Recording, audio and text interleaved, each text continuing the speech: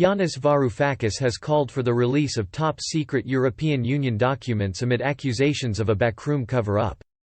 The former Greek finance minister wants legal advice used by then-former European Central Bank President Mario Draghi to be made public.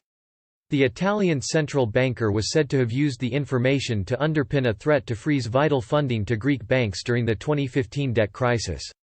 The ultimatum was a major catalyst in Athens' decision to cave in during tense bailout negotiations with its lenders, Mr. Varoufakis has argued. In 2016, Mr. Draghi said he wouldn't disclose the documentation because of his obligation to protect the identity of the private law firm. After collecting 30,000 signatures, Mr. Varoufakis took his battle to Luxembourg, challenging the ECB's decision in front of EU judges. Last year the European Court of Justice ruled the Frankfurt-based bank was right to withhold the document in order to protect its space to think. But yesterday the EU's General Court upheld an appeal in favour of Mr. Varoufakis against its original decision.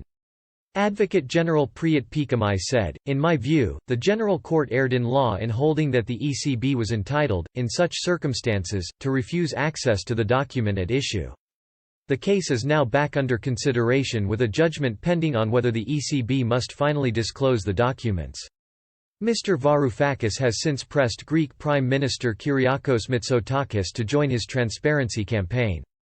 Mr. Varoufakis wrote, "Do you agree that European citizens have the right to know whether it was legal for a private law firm to advise on the suspension of liquidity in an EU member state's banking system?